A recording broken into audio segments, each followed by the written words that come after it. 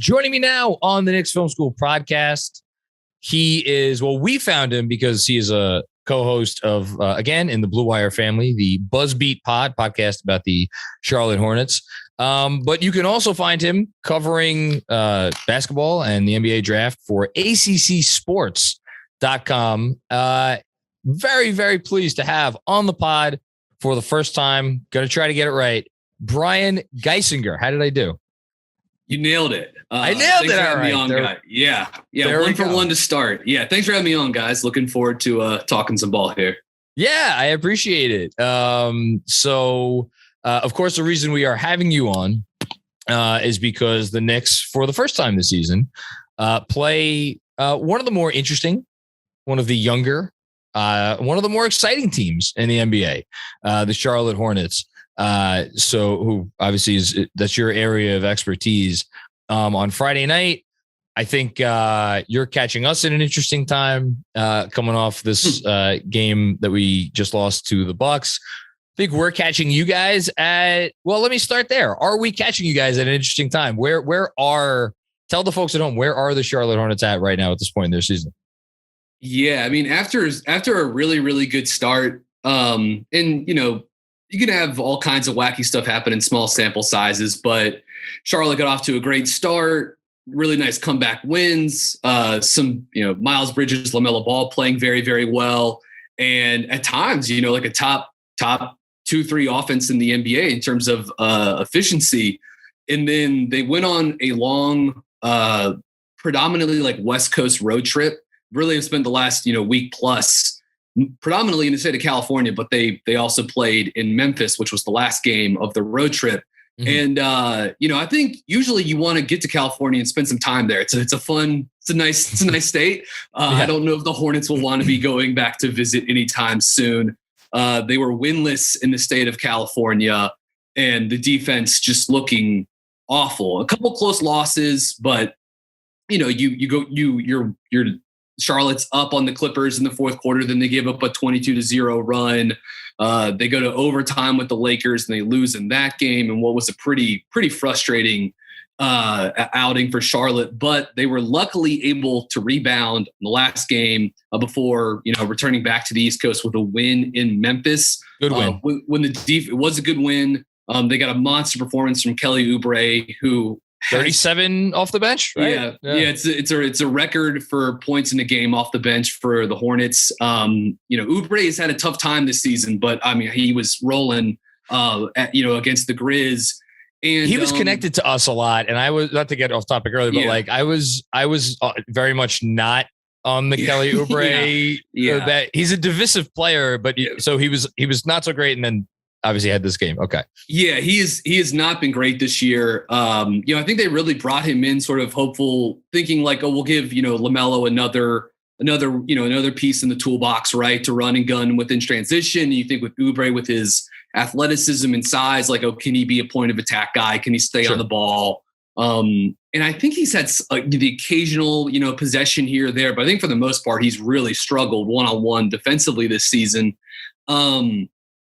But in the scoring has been sporadic. He's had a couple hot outings, but last night, in the Memphis game was obviously just like a whole other level for Kelly. So look, he's up and down. I think when Charlotte's at full health, Kelly in a bench role on the contract that Charlotte got him for is not too bad. It's possibly a pretty tradable contract if they ever wanted to use it to help swing a deal in some way, shape, or form.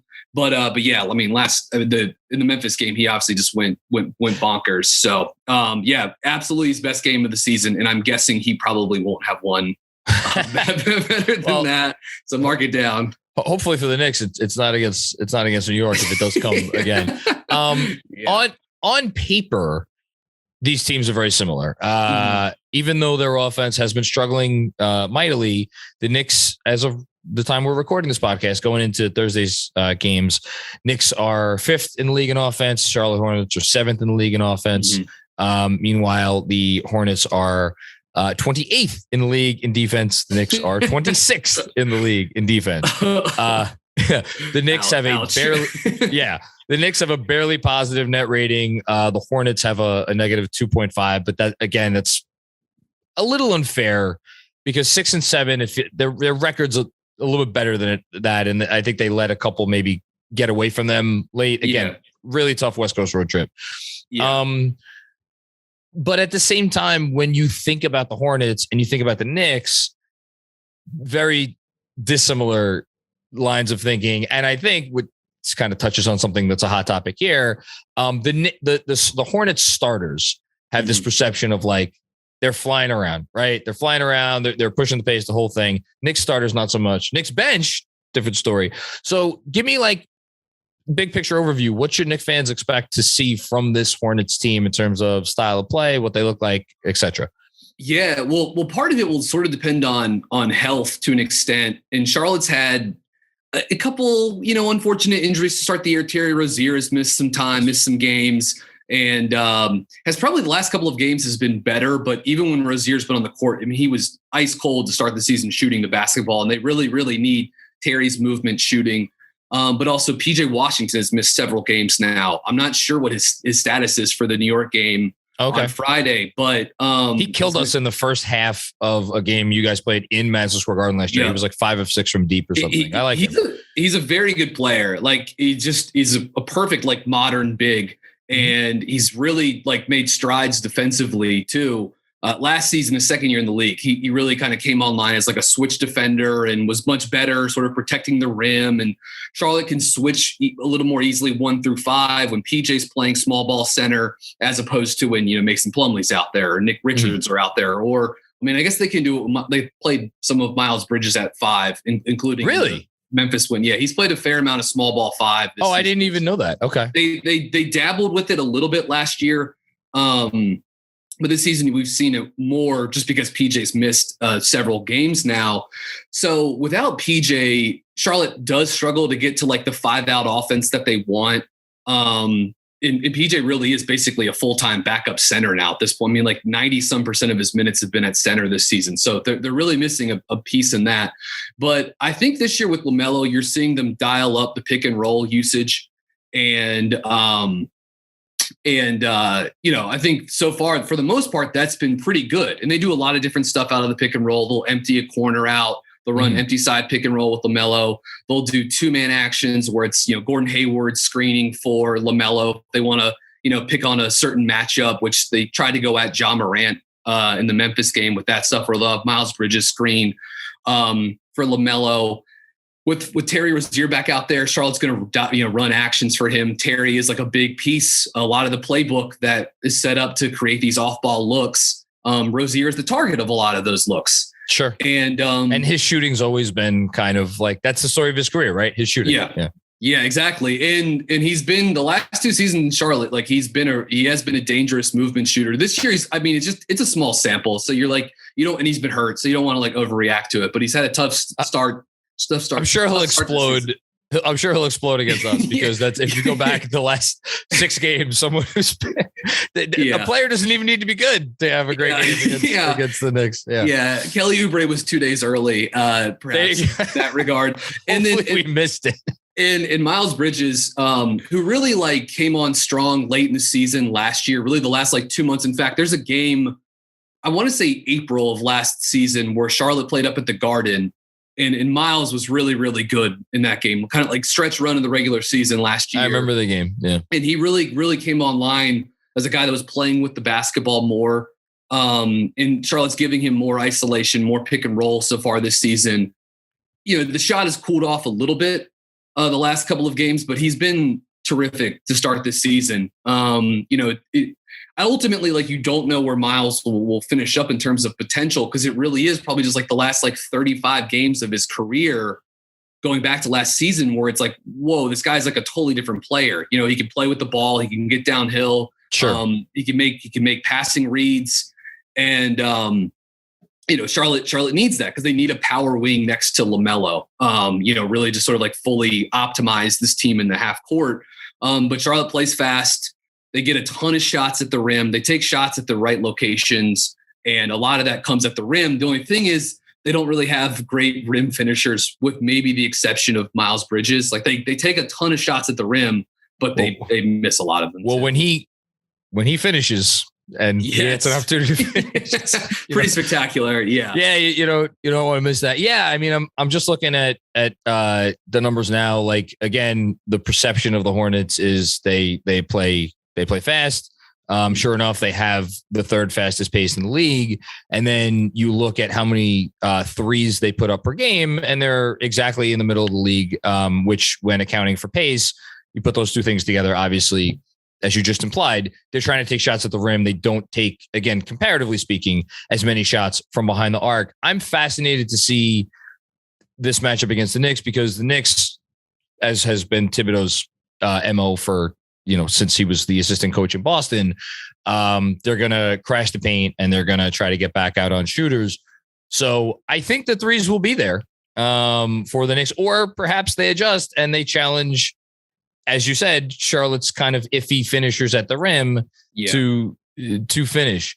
And just real quickly, we'll say Charlotte will run like the entire defensive scheme, and we can maybe talk about that because it's been a mess, but they've made some tweaks the last two games, and in particular in the Memphis game. But Charlotte wants to run whenever they can. And they are the fastest offense in the league after an opponent made field goal. They're averaging 15.8 seconds per possession, which is about a half second faster than the next closest team. And they've been pretty efficient on those possessions too, 1.1 points per possession, which is third in the league in like offensive efficiency after a made opponent field goal. And after a turnover, they're top 7 in both, the seconds per possession, 8.5, and points per possession, 1.4. So yeah, Charlotte wants to run. They're going to be opportunistic. They want to juice up and force turnovers defensively.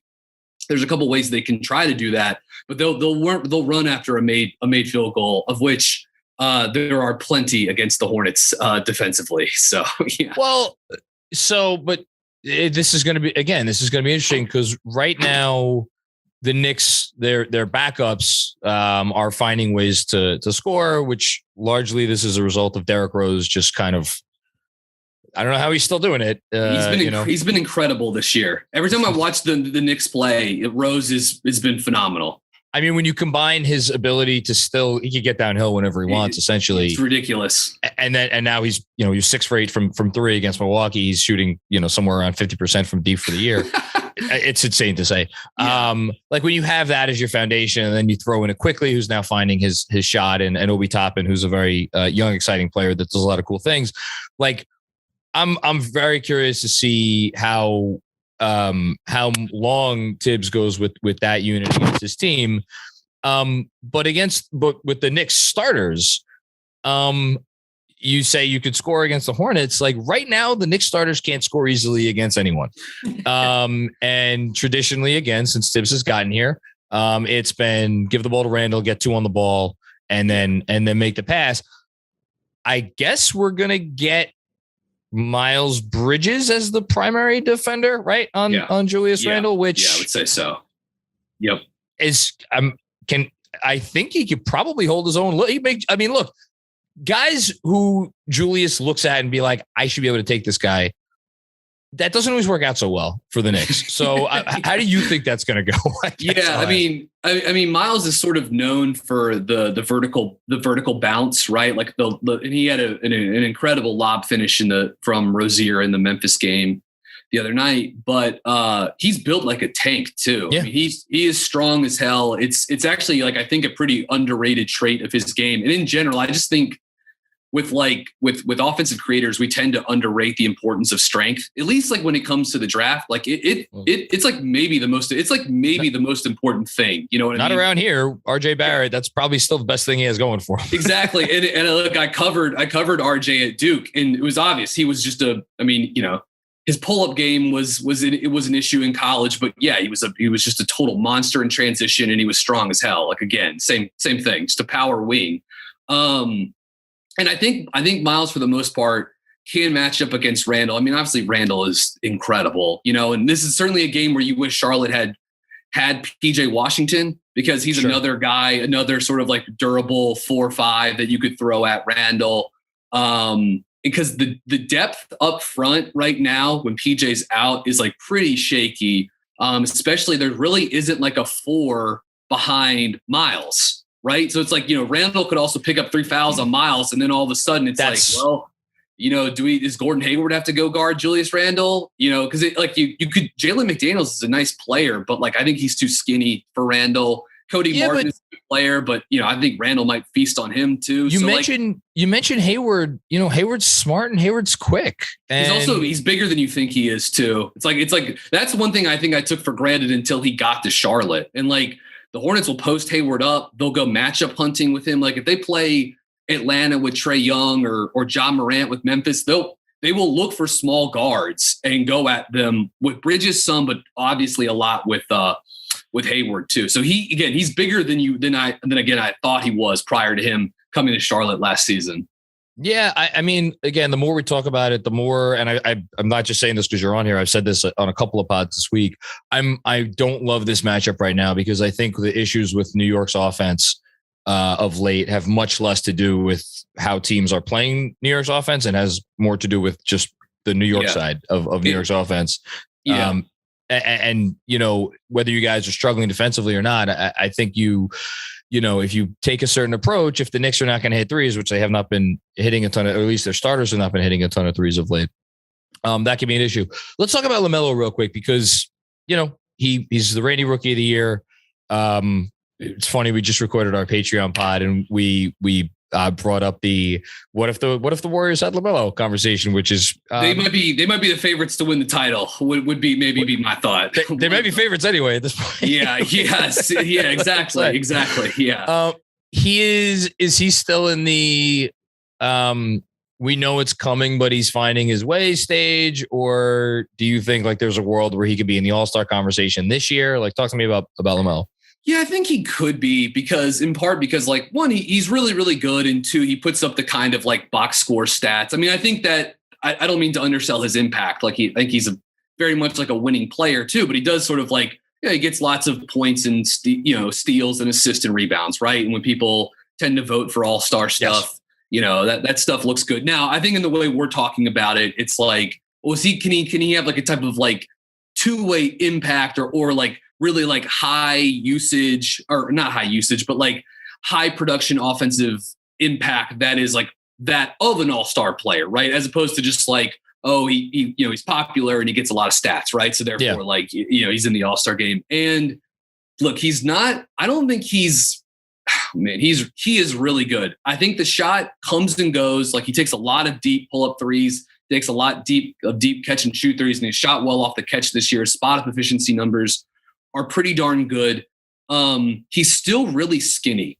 And we were just talking about the importance of strength, right? As like as a trait for perimeter, initiators and perimeter defenders. Yeah. And like LaMelo's just not there right now. So like he can get to the rim, but he does struggle to finish because he's not like, he doesn't have the Ja Morant, first step, right? Or like that kind of elite quickness. Now he's got great size and he's got uncanny, like his touch is just ridiculous. So he'll probably flip in a couple of these floaters or runners where from like 17 feet he shoots it and like it kisses the ceiling of the gym and then falls through. I mean, just does ridiculous stuff. But it's like Emmanuel Quickly probably also. Well, actually, no, he was in the ACC, but he does some of that stuff too. I like Quickly a lot before the 2020 draft actually, and I'm excited that he's turning into a player in the NBA. It's pretty cool to see actually. But with LaMelo again, I think the pick and roll passing is really, really good. I do think Charlotte is maybe dialing up almost a little too much, just sort of like, hey, let's just give LaMelo totally the keys and just run spread pick and roll. There are times I feel that way. Like he's not Luka, right? Like you can't just give it to LaMelo and say spread pick and roll and every single possession is going to be like, catch and shoot three or like a finish at the rim, right? Just like the exact shots that you want. Luka he just prints those every time down the court if you have enough shooting around him. There's only one Luka. Yeah, exactly. Sadly for the other 29 franchises. And the other thing with Charlotte too is it's like, part of this stuff and this is sort of deviating a little bit from LaMelo, but like part of like running spread pick and roll is really having like a screen setter that can draw a lot of gravity, right? Rolling to the rim.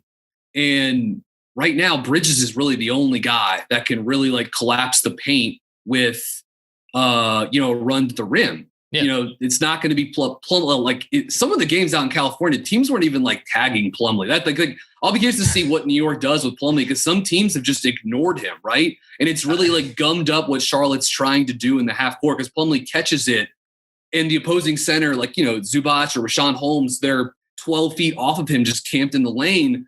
And I thought he did last night in the Memphis game. Plumlee at least attacked that space once and threw in a little floater. And I think he's going to do more of that.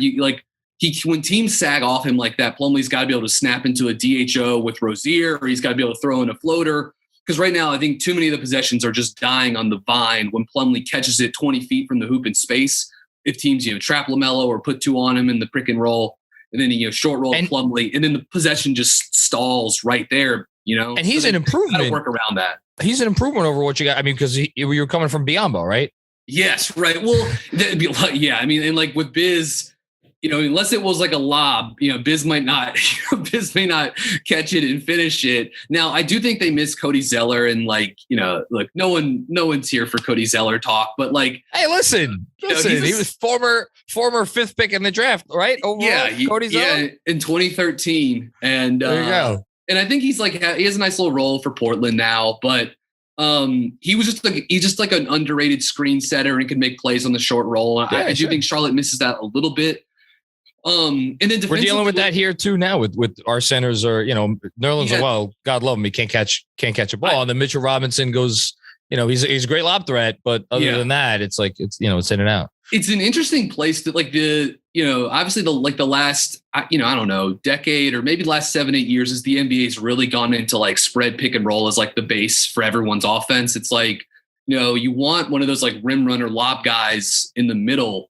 But I just think defenses have gotten so good to that. It's like you got to be able to do something more. You can't just be a lob. Like, you can, and that still has some value. You know, you force the weak side defense to rotate and all this other stuff. But like, man, you kind of got to be able to like short roll or pop, you know, along with the lob too. I mean, like that's how you actually like get defenses to like be worried about you, I think, as opposed to being like, all right, well, they're going to roll. They might get 2 lobs a game. You know, we'll live with that. You know what I mean? Like, you know, I think you can kind of take some of that stuff away. But that's why when you get these centers who can actually just put the ball on the floor and make a play and make a pass. Yeah, it's like, incredible. It's, you know, and like there was a moment last night where Mitchell Robinson tried to take a dribble, one dribble, and Giannis like, boop, poke, ball out of bounds, you know, and it's 11 left on the clock. And it's like, now you're dealing with half the time of possession that you otherwise were, and you have to start all over again. It's like, you know, it's not ideal. Whatever advantage you had drummed up prior to that is totally killed, right? Gone. You know what I mean? Like, the possession is just inherently less valuable because, like you said, half the shot clock is gone, and the possession, whatever inherited advantage you had is just killed. You got to restart everything. So that's tough. And like that that's just one possession over the course of one game, but it's like extrapolate that out over an 82 game season. And like, it can kind of matter. And teams know that this opponent can do these things with these players, or they can't. So, Mason Plumlee, we'll see. Again, maybe he's the guy that has the career game against us. Well, I wouldn't. If that happens, just turn it to Hacka Plumlee, because he's shooting like 30% from the free throw line this year. Well, that's good. The last thing I would say about LaMelo is just like, because I do want to make sure that I touch on this too on the pod, is like defensively, there are some flashes with him making plays in passing lanes, right? Where you see his incredible feel for the game, right? And him just seeing stuff, a play, a pass ahead and being able to anticipate and really like, and then he uses those impact plays to juice Charlotte's transition game, which, as we mentioned earlier, has been very good this year. But on the basketball, he really struggles. Again, this is where like the strength can be an issue. He's not great navigating screens and getting over the top of ball screens, and you can bully him a little bit one-on-one. And, because he has these incredible anticipation skills, even though he's great, he has a tendency to like gamble or ball watch or whatever, you know what I mean? And occasionally that can burn Charlotte's defense. Now, what they're doing more the last 2 games, and in particular the Memphis game, during the 2020-2021 season, I swear I can talk. Charlotte's defense led the NBA in percent of possession spent in zone. So last season, nearly 14% of Charlotte's half-court defensive possessions were in zone. And coming into the season, Charlotte, I think, thought with Plumlee that they would be able to they would do less zone, right? So do more man-to-man, drop Plumlee or play him to the level of the screen or trap. I mean, they've tried everything. None of it's really worked. Or when PJ's in there, then you can switch, and none of it's worked. They rank 30th in the NBA in defensive efficiency on man-to-man possessions, according to Synergy. During the Memphis game, they played about half their defensive possessions in zone. Oh, wow. Heading into the last two games, about 98% of Charlotte's defensive possessions have been in man-to-man, only about 2.5% in zone. So a big drop from a season ago. So it's very clear that after like 10 games of them really trying to not use as much of this sort of like chaotic, wacky matchup zone that they used a ton last season, they're starting to dial it up a little bit more and more. At least if the Memphis game is any indication, then it's something that New York is going to have to be prepared for. They at least have 2 days to get ready for it. And with all of their shooters, I would say, this could New York should get plenty of catch and shoot threes, Okay. So a couple things here. One, New York had all of last season to prepare for the zone because teams threw it at them on a regular basis and it didn't seem to work. Now, we've signed some new players, which we're going to finish up in a second. We're going to talk about one of them because you have some experience with them. The other thing of late, again, probably because they're not hitting shots, the Knicks have not been firing away as confidently from deep as they were over the first handful of games of the season, where they were on pace to break the league record for most threes in a year. That has subsided a lot. Guys are not just stepping into like anytime there's a sliver of daylight, fire away. That has changed. So that'll be interesting. Second thing, the more you talk about LaMelo and his issues defensively and like how he could be had. Mitchell Robinson was out for a game recently with a hip issue. He came back last night, had some other not great moments. Nerlens Noel is still out. Sounds like it might be a good opportunity to play some more Taj. We love Taj Gibson here in New York. But he's the only guy on the team that could set a screen worth a damn. And he could actually, be a guy who can make a play on the short roll, hit a little baby jumper or whatever. Yeah. Be curious to see if Thibodeau goes to that. And then last but not least, the guy who might be trying to get around those screens. And he has not gotten to the rim screen, no screen, whatever. And now his shooting, he's in a bit of a slump, although I'm sure that will rebound. Kemba Walker. So you watched Kemba Walker for many years in Charlotte. I just want to ask you this because, I'm not going to sit here and be like I watched that much Kemba over the years, but my perception of him was he was a guy who, I don't know if you want to say he was top 4 in the league, 5 in the league, 6 in the league, but just in terms of a small guard who, if he needed to get to the rim, he would get to the rim. I know he's had his issues finishing over the years, but that dude, my perception was always like, if he wanted to get there, he could get there. This season, that is not happening. Could New York be maybe running a little bit more pick and roll? Sure, could always do stuff. But is that perception correct?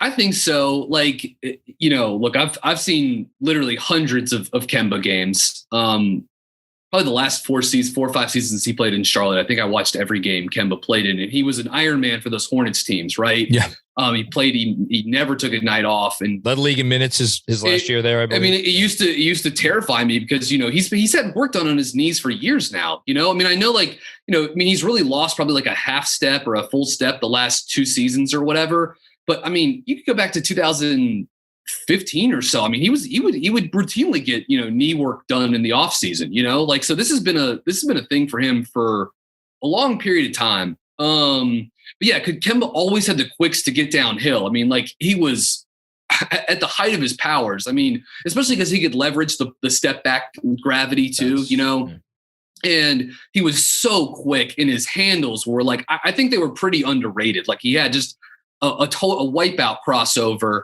And yeah, because of that, he could get downhill. Now he's so small, and he's obviously not vertically not the most gifted athlete either. He's not he's not Ja Morant or whatever, And so I think he got to the rim, but would routinely struggle to finish at the hoop. But even from floater range, his numbers were never great.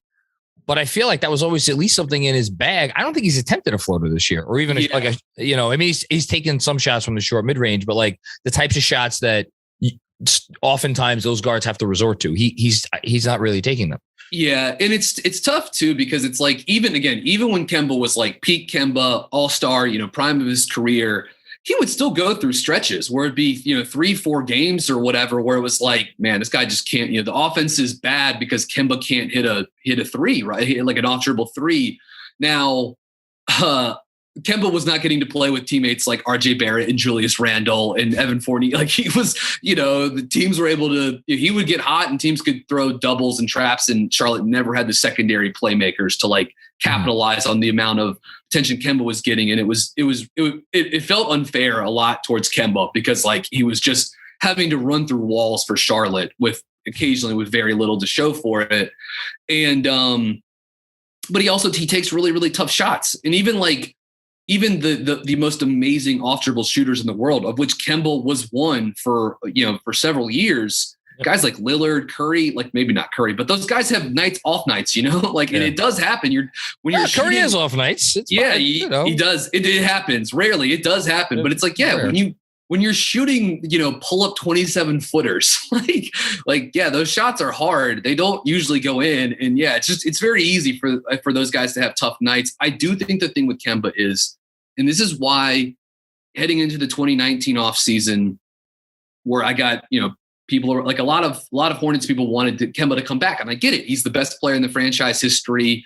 And at that time he was just coming off another all-star run, but you always knew when this guy loses half a step, it's going to be tough, because like the way he got open in Charlotte was obviously a lot of pick and roll, but also his ability to create space and create separation to get his shot off at 5'10", 5'11", like whatever he is. And he needed every burst of that quickness in that lateral jab step move.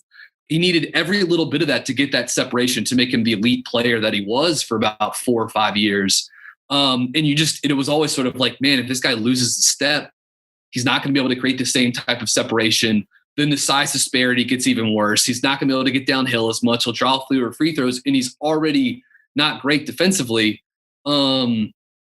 So look, I think people jumped off the Kemba ship last year too early. I think he was like finished the season playing okay for Boston. He had a good stretch of games towards the end of the season where he was averaging like 30 a night. Yeah. And then I think that probably led to a lot of the excitement with him coming back to New York this season too. And I think he's ultimately he is what he is. He'll go through slumps, but then he'll also be a dynamic offensive player at times still too. What I'm wondering, and what my hope was before the season, was that, as you said, playing around better offensive players would make the transition to being third or fourth on the totem pole, after obviously in most of his career being the totem pole. Yeah. But that he would be able to pick his spots basically and leverage the advantages that others around him created to get some of those easier shots. And then in terms of when he wasn't just spotting up, and then when he spotted up, being a good spot up shooter, what's happened, the shooting, I'm not going to pay attention to the last 4 games because the shooting will rebound. I think the shooting is going to be fine. Yeah. But I think the transition for him to be, again, that guy who is, because it's like you said, he always took a lot of tough shots. You can pull that off when you're taking 20 to 25 shots a game, or whatever it is, 18 to 22 shots a game. When you're taking 6 or 7 or 8 shots a game, it's harder to get into that rhythm. And then it's okay, how are you going to leverage the talent around you? And that's when it's Kemba had a moment again last night where Julius Randle drew a double, and he had a path to the lane. Mm-hmm. And he drove, and Giannis was there, and there was some contact, maybe could have called a foul, but he threw up a shot that literally bounced off top of the backboard. Again, I'm not saying that to be mean, but it's I just, what I'm trying to figure out is if it was Kemba 3-4 years ago, what would that same play have looked like. And I don't know the answer to that. And so it's going to be interesting to see how he does returning home. It's going to be a story, I'm sure. He is at least, it does seem like, it seems like the exit from Boston was not good terms, but it does, like, he did leave. I mean, I'm sure he was, I can understand why, if he was upset that Charlotte didn't really give him like a full 30% max contract in 2019, but it does seem like for the most part, there's still like generally pretty good vibes, between Kemba and the Hornets franchise and the city of Charlotte. Like, I think he still has a house there. Okay. But yeah, I mean, like, eventually, like, they're going to, like, he's going to become Mr. Hornet. They'll retire his jersey and, like, sure. As he should. And but it is cool for me. Again, I'm a Kemba fan. I am. He made a lot of otherwise completely unwatchable basketball teams pretty fun to pull for, right, or to follow or to keep up with. And I would love to see him have a moment and be a part of a playoff run. It was cool seeing it in the bubble with Boston 2 years ago, but obviously it would be a whole different ball game if it's in front of the Garden with 20,000 fans. Like, that's pretty cool. So he had a few moments earlier in the season. Hopefully the story gets better from where it is right now, because he's struggling. This was an absolute blast. You are awesome, and you really, I think, gave everybody a good sense of what to look forward to, what to keep an eye out for in this game, and moving forward with, again, a really exciting young team. And I think regardless of what happens this year with Charlotte, they're a franchise that is going to need to be reckoned with moving forward, because they're good and they got some good young players. Before I let you go, could you just tell folks at home where they could find you? Yeah. And again, this was a lot of fun. Thank you. And thanks, guys, for having me on. It's been a blast to talk Knicks, talk Hornets. Find me on Twitter at bgeis_bird. So BGEIS_bird. That's an old Twitter handle I made like years ago when I was in college. I probably should have changed it at some point. I like it. Like, I'm just committed to it. I'm committed to it now. So we're just rolling with it. And then you can find a lot of my written work if you're into the draft or heck, man, Duke basketball just played up at MSG a couple days ago. Half the Knicks roster was there. Yes. Rooting for Kentucky, as it were. Yeah. Yes. RJ was the only one that was there rooting for Duke. It was cool to see him courtside. But if you're into college hoops or the draft, ACCsports.com, find it there. And then the Buzzbeat podcast, we do at least one pod a week. Some weeks we do two, but you can find that at Buzzbeat Pod on Twitter, Apple, Spotify, Stitcher, wherever you get your pods, you can find it in all those places too. Is Keels the real deal? Man, he looks awesome. And I covered their exhibition game a couple weeks ago. He looked great in that too. What's his ceiling? Is he? I mean, I'm assuming he's going to come out this year, right? Yeah, I would say so. I'd be willing to bet that his stock. I mean, he was probably already mocked sort of like late first round heading into this week. I'm guessing he's like, if the draft were tonight, he'd be a lottery pick. And It sort of gets back to what you and I were just talking about, the strength of perimeter creators, right? Yeah. He's 18 years old. He's 221 pounds. That's he's fucking wild. He's built like he looks like a defensive end or like just whatever football position you want to compare him to, a linebacker or something fullback, tight end, whatever. Like, it doesn't matter. He's built like that. And like, he gets downhill. And I've been more impressed with, like, for me coming into Duke, I didn't really see much of him as a prep. And like, I just thought, like, for me, he was marketed as like a shooter, like a secondary guy. Okay. But man, his pick and roll game, his passing, he'll make plays coming off ball screens or curling a pin down and throwing a pass. Like, he's got more. It's just a really nice blend of power and skill that he can get downhill. He can get to the line and he can make passing reads too. And then, I mean, Paolo Banchero was, he's just a freak, dude. Like, I don't know what to say. Like, he's 6'10".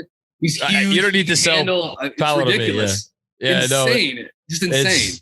Look, the way this Knicks season is going, I may need to start paying attention to the draft sooner than Yeah. Well, Duke's got some guys, and AJ Griffin, who's son of Adrian Griffin. He is not healthy right now, but he's he is playing. He's coming back from a knee injury, and like, if that guy gets anywhere close to 90, 100% this year, I mean, Duke's just got better. Duke's got personnel that their wings look like NBA wings. He's 6'6", 220 as well. And has, he's built like a tank. So maybe it's the storybook swan song for a coach of some renown. We'll see. But it was cool. I mean, obviously that program, they love going up to MSG and playing those games there. And it was just a fun game in general, and cool to see Randall and Obi Toppin and RJ and Tibbs and Emmanuel Quickly, Kevin Knox, all sitting. Don't forget Kevin Knox. Yep, Kevin Knox still there. But still just 22 years. What is he? 22, 23? Yeah. I mean, I guess he was the youngest guy in the 2018 draft. I think he was youngest. I believe he was second youngest. He was. Yeah. He was a lot of good. It did him anyway. Okay, I've kept you. We got to Kevin Knox talk, man. It's exciting. Got to Kevin Knox. That was the bet, right? Me and Andrew had the bet. Are we gonna get? Kevin Knox's name going to come up? Okay. Thanks a lot, Brian. This was awesome. We'll definitely have you on again soon. Sounds good.